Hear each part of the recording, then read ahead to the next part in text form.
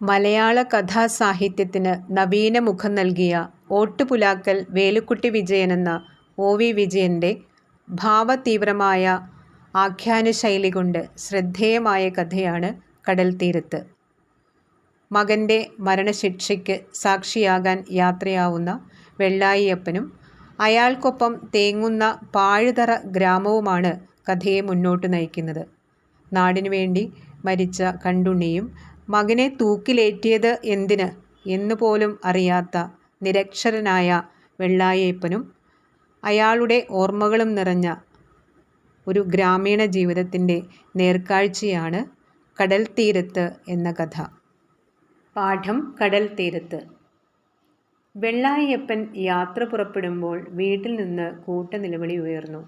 അപ്പുറത്ത് അമ്മിണിയുടെ വീട്ടിലും അതിനുമപ്പുറത്ത് മുത്തുരാമത്തിൻ്റെ വീട്ടിലും ആളുകൾ ശ്രദ്ധാലുക്കളായി, വിഷാദവാന്മാരായി. ആ വീടുകൾക്കും അപ്പുറത്ത് പാഴുതറയിലെ 50-ൽ ചില്ലുവാനും കുടികളിലത്രയും ഈ വിഷാദവും സഹാനുഭൂതിയും നിറഞ്ഞു. വെള്ളായിയപ്പൻ കണ്ണൂരിലേക്ക് പോവുകയാണ്. വെള്ളായപ്പൻ്റെ കൂടെ തീവണ്ടി കയറാൻ പണമുണ്ടായിരുന്നെങ്കിൽ അമ്മിണിയേടത്തിയും മുത്തുവണ്ണനും നാഗേലച്ചനും കോമ്പിപ്പൂശാരിയും പിന്നെ പാഴുതറയിലുള്ളവരത്രയും തന്നെ കണ്ണൂരിലേക്ക് പോകുമായിരുന്നു. കണ്ണൂരിലേക്കുള്ള തീവണ്ടി യാത്ര പാഴുതറ എന്ന ഗ്രാമത്തിനു വേണ്ടിയായിരുന്നു. വെള്ളായപ്പൻ കുടിയിരിപ്പുകൾ വിട്ട് നെടുവരമ്പത്തൂടെ പാടം മുറിച്ചു നടന്നു. പിന്നിൽ നിലവിളി അകന്നു ശമിച്ചു. ഇപ്പോൾ നെടുവരമ്പ് വിട്ട് വെള്ളായപ്പൻ പറമ്പിലേക്ക് കയറി.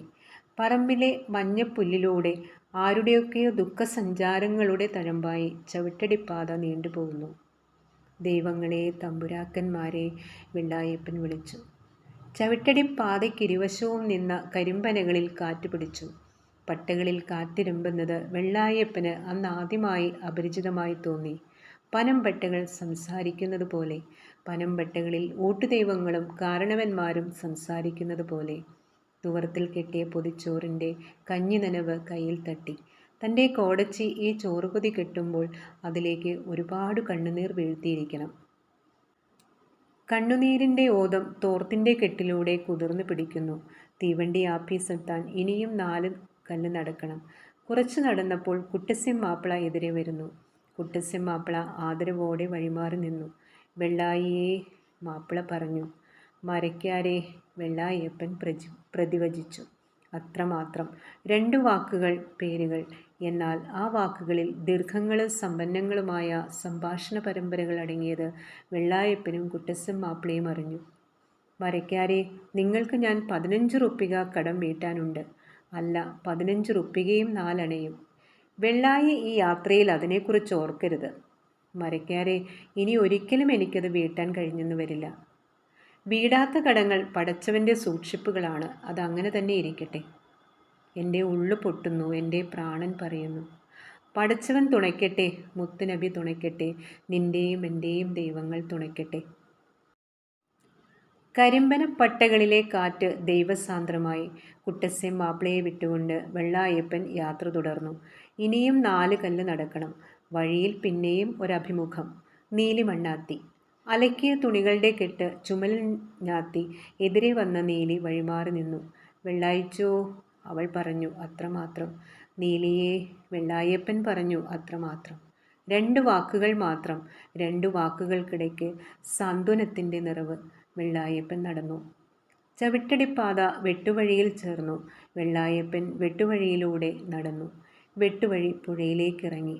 പുഴ കടന്ന് മേട് കയറിയാൽ പിന്നെ തീവണ്ടി ആഫീസിലേക്കുള്ള വഴിയാണ്. പുഴമണലിൽ നിന്ന് വെള്ളായപ്പൻ പുഴ വെള്ളത്തിലേക്കിറങ്ങി. കാൽവണ്ണിയെ തഴുകിക്കൊണ്ട്, പരൽ മീനുകളെ പേറിക്കൊണ്ട് പുഴ ഒഴുകി. പുഴയുടെ നടുക്കെത്തിയപ്പോൾ കുളിയുടെ അനുഭവം വെള്ളായപ്പനെ തളർത്തി. അപ്പൻ്റെ ശവത്തെ കുളിപ്പിച്ചത്, മകനെ അവൻ്റെ കുട്ടിക്കാലത്ത് കുളത്തിൽ കുളിപ്പിച്ചത്, ഇളം ചൂടുള്ള വെള്ളം, അതൊക്കെയും ഓർമ്മിപ്പിച്ചു. പുഴ കടന്ന് അപ്പുറത്തെ മേട് കയറുവോളം വെള്ളായപ്പൻ കരഞ്ഞു. തീവണ്ടി ആഫീസിലെത്തിയ വെള്ളായപ്പൻ ചീട്ട് വാങ്ങുന്നയിടത്ത് വരിയിൽ നിന്നു. ഉടുമുണ്ടിൻ്റെ കോന്തലയഴിച്ച് പണം പുറത്തെടുത്തു. കണ്ണൂര്, വെള്ളായപ്പൻ പറഞ്ഞു. കുമസ്സൻ ചീട്ടെടുത്ത് അച്ചുകുത്തി ജനാലയിലൂടെ പുറത്തേക്കിട്ടപ്പോൾ യാത്രയിൽ ഒരു ഘട്ടം താണ്ടിയതുപോലെ വെള്ളായപ്പന് തോന്നി. ചീട്ടിനെ മുണ്ടിൻ്റെ കോന്തലയിൽ കെട്ടി വെള്ളായപ്പൻ പടവ് കയറി പ്ലാറ്റ്ഫോറത്തിലെത്തി. ബെഞ്ചിൽ വണ്ടിക്കായി കാത്തിരുന്നു. അകലെ സൂര്യൻ താഴുന്നു. ഇരുണ്ടു തുടങ്ങുന്ന കരിമ്പനകൾക്ക് മുകളിലൂടെ പക്ഷികൾ പറന്നു കൂട് പറ്റുന്നു. മുണ്ടകപ്പാടത്തിൻ്റെ വരമ്പത്ത് തൻ്റെ ചെറുവിരലിൽ പിടിച്ചുകൊണ്ട് അസ്തമയത്തിൻ്റെ പക്ഷികളെ നോക്കി അത്ഭുതപ്പെട്ട മകനെ വെള്ളായപ്പൻ ഓർത്തു. അസ്തമയത്തിലൂടെ പാടത്തേക്ക് ഇറങ്ങി നടക്കുന്ന സ്വന്തം അപ്പനെ ഓർത്തു. 2 ചിത്രങ്ങൾ. അവയ്ക്കിടയിൽ 2 പേരുകൾക്കിടയിൽ എന്ന പോലെ, 2 വാക്കുകൾക്കിടയിൽ എന്ന പോലെ എന്തിൻ്റെയൊക്കെയോ നിറവ്. ബെഞ്ചിൽ ബാക്കിയുണ്ടായിരുന്ന സ്ഥലത്ത് വന്ന് ഇരിപ്പുറപ്പിച്ച ഒരു കാരണവർ ചോദിച്ചു. കോയമ്പത്തൂർക്കോ? കണ്ണൂർക്ക്, വെള്ളായപ്പൻ പറഞ്ഞു. ഞാൻ കോയമ്പത്തൂർക്കാണ്. ഓ, കണ്ണൂർ വണ്ടി 10 മണിയാകും. ഓ, കണ്ണൂർ എന്താ പണി? വിശേഷിച്ചൊന്നുമില്ല, വെറുതെ പുകാണ്. അപരിചിതൻ്റെ സംഭാഷണം ഒരു കൊലക്കയറിനെ പോലെ വെള്ളായപ്പൻ്റെ കഴുത്തിൽ ചുറ്റിമുറുകി. പാഴുതറയുടെ നെടുവരമ്പ് കടന്നാൽ ലോകം മുഴുവൻ അപരിചിതരാണ്. അപരിചിതരുടെ താൽപ്പര്യരഹിതമായ സംഭാഷണം എണ്ണമറ്റ കൊലക്കയറുകളായി. കോയമ്പത്തൂരിലേക്കുള്ള വണ്ടി നേരത്തെ വരികയാൽ ബെഞ്ചിൽ സമീപത്തിരുന്ന കാരണവർ എഴുന്നേറ്റുപോയി. വെള്ളായപ്പൻ തനിച്ചായി. ചോറുപതി അഴിക്കാൻ തോന്നിയില്ല. തുവർത്തിലൂടെ പുറത്തേക്ക് കുതിർന്ന അതിൻ്റെ നനവിൽ കൈവച്ചുകൊണ്ട് വെള്ളായപ്പൻ ഇരുന്നു. അങ്ങനെ ഇരുന്നുറങ്ങി. ഉറക്കത്തിൽ കിനാവ് കണ്ടു. കിനാവിൽ വെള്ളായപ്പൻ പറഞ്ഞു, കണ്ടുണ്ണിയേ, മകനെ. തീവണ്ടിയുടെ ചീറ്റലും നടുക്കവും വെള്ളായപ്പനെ ഉണർത്തി. വെള്ളായപ്പൻ തട്ടിപ്പിടഞ്ഞ് എഴുന്നേറ്റു. മുണ്ടിൻ്റെ കോന്തലയിലെ ചീട്ട് അവിടെ തന്നെ ഉണ്ടോ എന്ന് നോക്കി നിജം വരുത്തി. പതുക്കെ വണ്ടിയിലേക്ക് നടന്നു. ഒഴിവ് കണ്ടിടത്ത് കയറാൻ തുടങ്ങി. ഇത് 1-ാം ക്ലാസ്സാണ് കാർന്നോരെ. തന്നെ? അപ്പുറത്തെ പെട്ടിയിൽ റിസർവ്ഡാണ്. തന്നെ? അപ്പുറത്ത് നോക്കിക്കോളൂ കാർന്നോരെ. അപരിചിതരുടെ സ്വരങ്ങൾ. ഒടുവിൽ ഒരു പെട്ടിയിൽ കയറിക്കൂടി. ഇരിക്കാനിടമില്ല, പിടിച്ചു നിൽക്കാം. ഞാൻ നിന്നുകൊള്ളാം, എനിക്ക് ഉറങ്ങേണ്ട. ഈ രാത്രിയിൽ എൻ്റെ മകൻ ഉറക്കമിളയ്ക്കുന്നു. തീവണ്ടിയുടെ താളം നിലം മാറുന്നതിനനുസരിച്ച് അതിൻ്റെ താളഭേദം, വഴിവിളക്കുകൾ, പുഴമണൽ തിട്ടുകൾ, മരങ്ങൾ. വളരെ മുമ്പൊരിക്കലാണ് തീവണ്ടിയിൽ സഞ്ചരിച്ചിട്ടുള്ളത്, പകലിൻ്റെ വെളിച്ചത്തിൽ. ഇത് രാത്രി വണ്ടിയാണ്.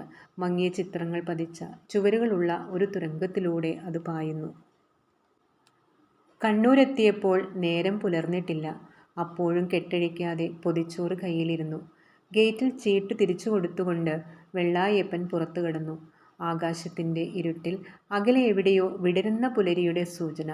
തീവണ്ടി ആപ്പീസിൻ്റെ മുറ്റത്ത് കൂട്ടം തട്ടി നിന്ന കുതിരവണ്ടിക്കാർ വണ്ടി വേണോ എന്ന് വെള്ളായപ്പനോട് ചോദിച്ചില്ല. വെള്ളായപ്പൻ ചോദിച്ചു, ജയിലിലേക്ക് ഏതിയാണ് വഴി?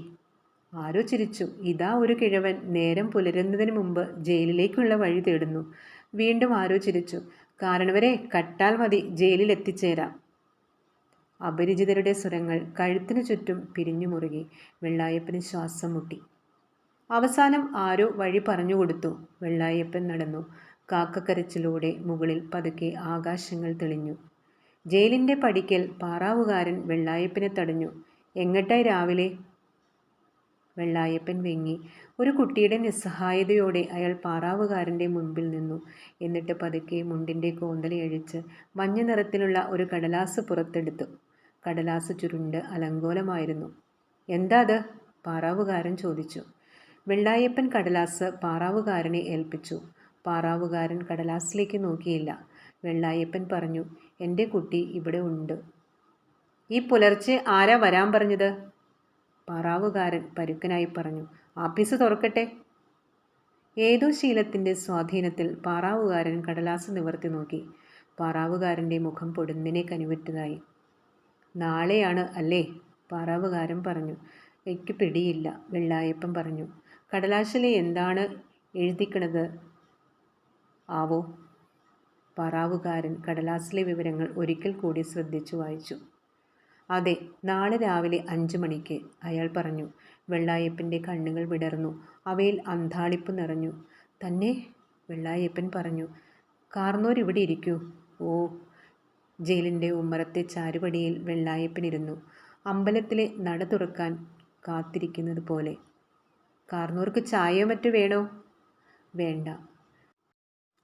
എൻ്റെ മകൻ ഈ രാത്രിയിൽ ഉറങ്ങിയിട്ടുണ്ടാവില്ല, ഉറങ്ങാതെ ഉണർന്നിട്ടുണ്ടാവില്ല.